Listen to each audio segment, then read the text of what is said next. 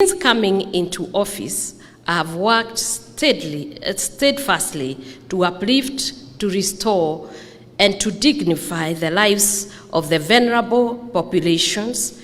One of the pillars that I have, and many of you know me for, is a boy child.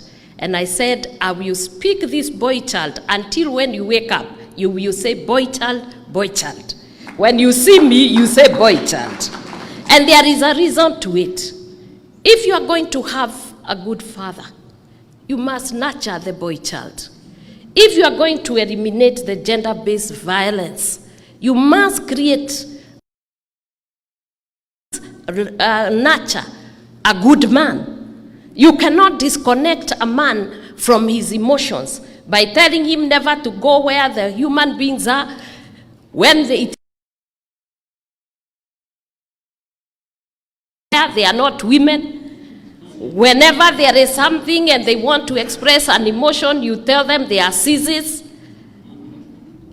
And anytime something has to happen that may look weak, you tell them to remain strong.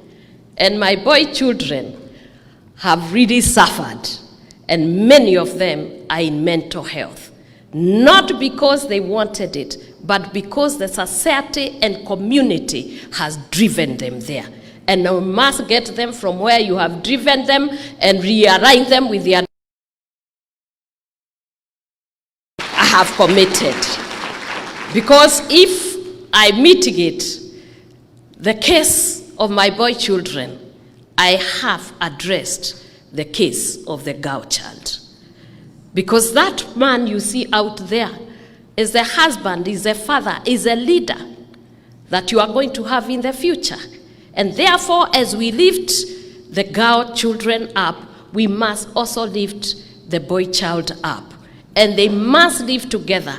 Access education, health, and all manner of utilities and facilities that the government offers and community offers, because they are equally important.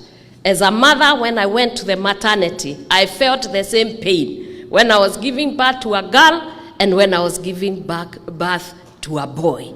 And if we can bring both male and female in the right way, we are going to have balanced families. And if we don't do this, we will only have ourselves to blame.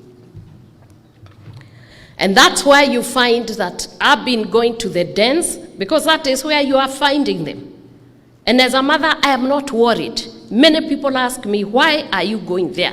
Don't you know these people are dangerous? These people can knife you. I don't know they can do this. I told them, it is impossible for a mother to love a child and the child to harm the mother. And I have been there. And I can tell you for free, what they have been lacking is love and care by the society.